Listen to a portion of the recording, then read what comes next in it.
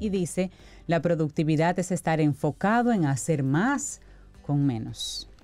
Hacer más con menos. Seguimos aquí en este Camino al Sol. Buenos días para los que están conectando con nosotros ahora. Son las 8 en punto. Es lunes, estamos a 7 de agosto. Te tengo una información, Rey. Dime, Zoe. Nuestros amigos del Camino al Sol oyentes, tú sabes que ellos siempre están activos. Ajá. Silvio Paulino. ¡Claro! Varias personas ahí compartieron el nombre. Silvio Paulino.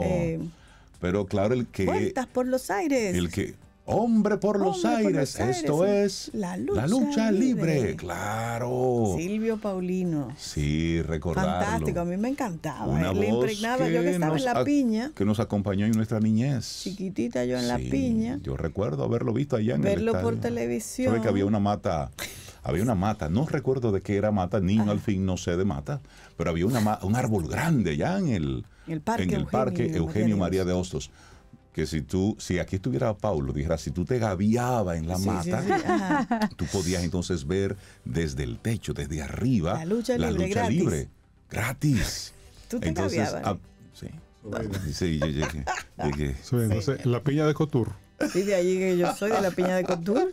Esa es su voz. Paulo Herrera Maluf, buenos días. ¿Cómo está? Bienvenido. Muy buenos días. Feliz de estar aquí después de una pausa obligada por los avatares de la vida, de la vida buena. No vaya usted a pensar que... Las labores y la productividad. Sí. Cuando decimos los avatares de la vida, hay que explicar, y te pueden preguntar los de esta nueva generación, ¿pero avatar 1 o avatar 2? Exacto, sí. Qué chiste malo para arrancar el bueno, eso es un dacho. Hablemos de lo contrario del miedo es la abundancia. Es el tema que nos planteas hoy, Claudio. Sí, bueno, dando seguimiento a lo que conversamos la última vez que estuve por aquí, que hablamos de que lo contrario del amor al no, que yo lo he llamado la auxifilia, es la apertura hacia lo nuevo, hacia las oportunidades, que es un concepto que esa apertura la llamamos anoigma, que es una transliteración del griego, de la palabra griega para apertura. Dando seguimiento a eso es esta conversación de hoy. Y hoy vamos a hablar de otro concepto que habíamos presentado anteriormente, y también de su opuesto práctico, así como su opuesto positivo, es así como el opuesto positivo de la auxifilia, que es decir a todo que no, vivir con el no en la boca, amor al no, es la apertura. Fíjense que no es decir a todo que sí, sino una actitud de apertura. Vamos a presentar el opuesto positivo de un concepto que habíamos utilizado para describir ese desagrado por el bienestar ajeno, que es la palabra ayosfobia que yo estoy proponiendo. Ayosfobia es desprecio, desagrado por el otro, wow. Literalmente. Ay, qué fuerte. Y recordando lo que es la ayosfobia, que es algo que está presente en los seres humanos, ciertamente está muy presente en Latinoamérica y yo creo que también en nuestra cultura dominicana, y son de las cosas que tenemos que ir superando. Es el desagrado por el bienestar ajeno, por la libertad, la prosperidad, el ejercicio de un derecho e incluso la ausencia de sufrimiento en el otro. Es decir, me molesta verte triunfar, me molesta verte bien. Incluso me molesta ver que no sufras. Wow. Sí, llega personas sí, no. Bueno, yo creo que sí, muy frecuentemente. Yo creo que es una actitud vital que sí se nota mucho, incluso se cuela hasta en las políticas públicas. Fíjate, por eso es que este tema a mí me interesa, porque yo estoy convencido que el salto que tenemos que dar como sociedad comienza precisamente entre nuestras dos orejas. Es actitudinal primero. Sí. Y de cada quien, no del presidente. No, de la sociedad. De la sociedad, claro. De la sociedad, porque al final de cuentas el presidente y de ahí para abajo es un reflejo de la sociedad. Exacto. Las leyes son un reflejo de la sociedad. Lo que hace el Congreso, el sistema de justicia es un reflejo de la sociedad. Entonces, en el fondo, la ayosfobia es miedo a dar. Miedo a dar, miedo a que el otro tenga. Es una fobia, es un miedo. Es una forma particular de mezquindad que creo yo pide su palabra propia. Y esa palabra propia que yo estoy proponiendo es la ayosfobia. Hoy presentamos el opuesto positivo de la ayosfobia, porque también contamos ¿qué proponemos frente a la ayosfobia? Así como lo contrario de oxifilia es el anoigma, fíjense que no, de nuevo, no es decir que sí a todo, sino cambiar esa actitud, esa razón de no. No, y los invito a que detecten los nos en nuestra vida diaria. Están omnipresentes en negocios, incluso negocios que se supone que le dan la bienvenida a los clientes. Lo hemos hablado otras veces, ¿no? Sí. Lo que tienen es no. Lo contrario es una actitud de apertura. Lo contrario de la ayosfobia, que es el desprecio y un poco un pequeño odio por el otro, no es la filantropía, que es el amor a todos, sino un palabra, otro palabra que yo me he inventado, que le he llamado, la que estoy proponiendo es la plitofilia. Plitofilia, que es literalmente el amor a la abundancia. Plito, del griego abundancia, el concepto de abundancia, y filia, desde luego, amor. Y es abundancia para todos. Fíjense bien, la ayosfobia, creo yo, tiene una característica interesante, y es que yo creo que es discreta, no continua. Ahí me estoy poniendo un poco matemático. ¿Ustedes se acuerdan de la variable discreta y la variable continua? La variable continua es una cosa, es como un dimmer de la luz. Que tú lo vas de 10, 10.1, 10.2, 10.3. No, esa es la variable continua. La discreta es 0, 1, 2, 3. Okay. No, sin matices. Sin matices. La ayosfobia es un poco binaria. ¿Tú la tienes o no la tienes? Porque hay un y discreta, ¿no? Mayormente hay un proceso de liberación mental y emocional que tú tienes que pasar conscientemente hasta que tú dices, ok, mira, tú sabes que ya a mí no me molesta el bienestar del otro. Al contrario, yo tengo una actitud de abrazar la abundancia en mí y en el otro. Es bueno que el otro tenga. Es un proceso de liberación y uno llega a pensar y a convencerse de que si todos estamos bien, estaremos mucho mejor.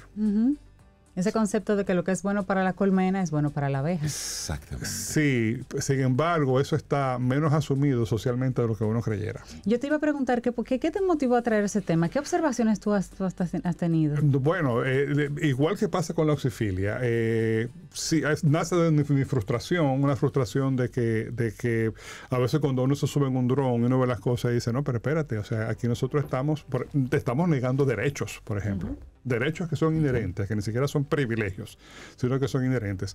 Como sociedad, como sociedades, los estamos negando en otros.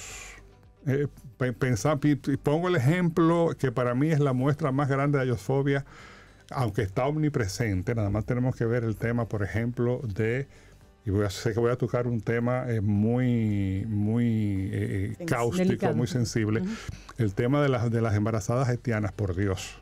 O sea, mi hijo de 19 años ayer, José Alejandro, me decía, ¿qué hay que tener en el corazón para no tener sensibilidad?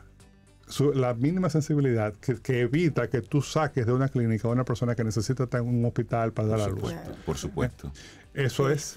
Sí, porque yo llamo eso ayosfobia. Cuando tú estás en un espacio como ese, tú eres la vulnerabilidad. Claro. Es decir, tú estás ahí a total merced del otro. Entonces, claro, no, tú dices, no, entonces, fíjense los argumentos que se esgrimen para justificar eso son todos ayosfóbicos.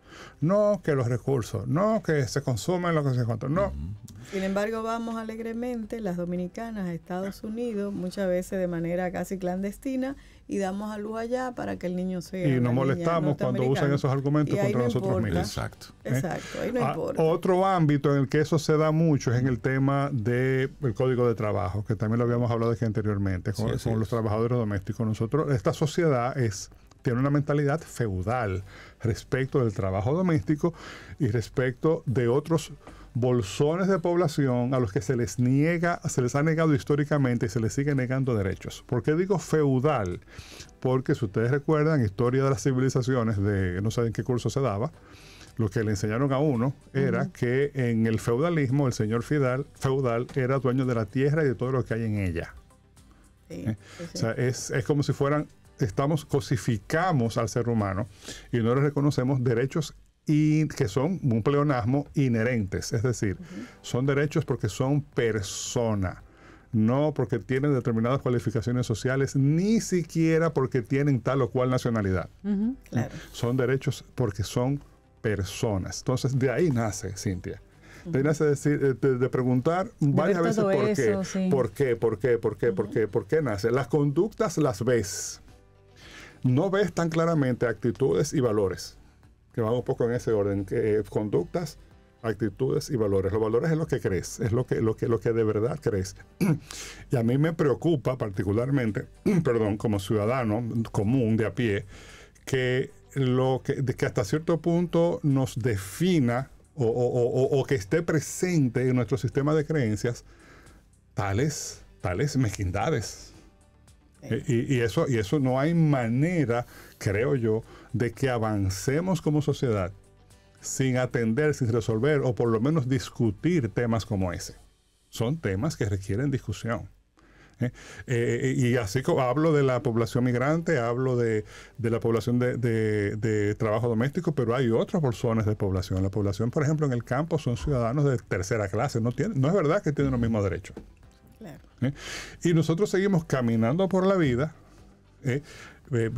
Muchos de nosotros, y eso no está mal, con un nivel de confort o de prestaciones materiales y también cualitativas adecuadas, pero necesitamos esa convicción de que si no avanzamos todos, no avanzamos como sociedad. O sea, fíjense bien, la República Dominicana en los últimos 50, 60 años ha tenido un avance económico en las mediciones puramente económicas espectacular. Sí. Pero en ese mismo periodo, el índice de Gini, el coeficiente de Gini, que es un coeficiente que mide el nivel de equidad de una población, se ha deteriorado. Es decir, somos, en teoría, más ricos, mucho más ricos, pero también más desiguales. ¿Qué dice eso? Eso significa que nosotros tenemos inversor, tenemos planta, tenemos paneles solares, significa que las verjas de nuestras casas, los muros son más altos, que le ponemos asuntos eléctricos, claro, que tenemos alarma, que tenemos cámaras. Entonces estamos creando nuestra propia seguridad, claro, nuestra propia estabilidad, y no nos damos cuenta de que si llega todo a ponerse bien fastidiado, tú eres... ¿A dónde te metes? Exactamente. Y no solamente eso, bueno, primero también, por eso lo positivo, ¿no? Ya dijimos también dónde es que estamos cojeando, pero qué estamos proponiendo. Por eso estamos proponiendo ese concepto de la plitofilia. Y cuando tú te subes en un dron, de nuevo, lo ves históricamente, no es difícil darse cuenta de dónde viene eso. Lo que pasa es que tenemos que hacer una especie como de terapia social, de hablarlo, para entenderlo, digamos, armonizarnos con eso, comprender por qué hemos llegado a tener ese tipo de actitudes e incluso valores, creencias, me atrevo a afirmar, para ir comprendiendo por qué poder transformarlas. Y es un poco el yo estoy mal, tú estás mal, yo quiero que tú estés mal, tu bienestar me agrede. Porque nosotros venimos de una historia de escasez. Yo tengo un tour preparado de la zona colonial que se lo doy a los amigos que vienen del extranjero, que yo le llamo el tour de la ignominia. Ajá. Sí. ¿Cuál es el recorrido? No, por la zona colonial, pero con la lectura de ver las cicatrices que tiene en la ciudad una historia que es mayormente de desastres, de tiranos, de abandono, de desastres naturales, etcétera, de piratería. O sea, lo que tú ves ahí en la zona colonial es lo que dejó Francis Drake. Así es. Por ejemplo. Sí. O sea, lo que no quemó Francis Drake fue lo que quedó. Entonces, y nosotros tenemos una historia muy, muy, muy dura. Que la última vez fueron las mujeres las que se empantalonaron. Sí, no, porque bueno, para que estemos claros, cuando una persona que estaba en la caleta divisó que venía la flota de los Rocket Francis Drake, agarró un caballo a galope a la ciudad y avisó, ¡ahí vienen! El gobernador de la ciudad y el obispo fueron los primeros que se fueron. El gobernador y el obispo. Y el obispo. Entonces tenemos una historia complicada que eso explica por qué estamos donde estamos, no lo justifica, pero lo explica, y tenemos que hacer un proceso de liberación, si quieres, pero también de discusión. Eso de yo estoy mal, tú estás mal, lo tomé medio prestado de aquel libro famosísimo de Thomas Anthony Harris de 1967, que es un poco fundacional del análisis transaccional, que se llama Ya estoy bien, tú estás bien. Digo que lo tomé medio prestado porque en el análisis transaccional esto tiene otras implicaciones, pero sí da la idea. Y desde luego, lo que estamos proponiendo es un cambio de actitud fundamental que diga, yo estoy bien, yo quiero que tú estés bien, yo quiero que todos estemos bien. Desde luego, con cierto equilibrio y reconociendo y aceptando y respetando que en la vida hay fluctuaciones, que no siempre estaremos bien, no somos de palo, no somos una Barbie a propósito de que estamos todos con una sonrisa, no. Pero sí como actitud fundamental, una actitud de reconocer el derecho que tú tienes, que es el mismo que yo tengo, a la abundancia, a mis prestaciones, a las cosas buenas que yo pueda estar viviendo en un momento dado. Eso yo no me lo merezco más que tú no te lo mereces menos que yo. Y eso creo yo es un cambio que como sociedad, como individuos desde luego, pero como sociedad también nos ayudaría mucho. Nosotros tenemos que empezar a mirarnos de manera un pelín más objetiva. Y digo de un pelín porque yo sé que es imposible que una sociedad se mire a sí misma de manera objetiva. Eso es imposible. De manera más empática. Sí, de manera más empática, de manera más humana incluso, porque lo que estamos apelando aquí es al sentido de humanidad. Que dicho sea de paso, cuando tú vienes de una situación, digamos, de que tú no estás bien, porque tú tuviste trauma, porque tú tuviste mucha carencia, etcétera, ese tipo de cosas, de ahí viene la palabra alienación. La alienación, lo que significa es que es como si te quitaran rasgos de humanidad, que son con los que tenemos que reencontrarnos, tenemos que reincorporar para no solamente tratarnos de manera más humana, sino para abordar los problemas que tenemos y que son los problemas de toda sociedad de una manera más humana también, más inclusiva, más compasiva, menos dura con el otro. Y yo insisto en eso. Cuando tú tienes un problema con el otro, en el fondo lo que tienes o lo que tenemos es una mala relación con nosotros mismos. Y esa es un poco la reflexión de por qué lo contrario del miedo es la abundancia. Fíjense que recupero el tema del miedo. Claro que tenemos miedo. Tenemos miedo porque tenemos una historia que nos enseñó a tener miedo.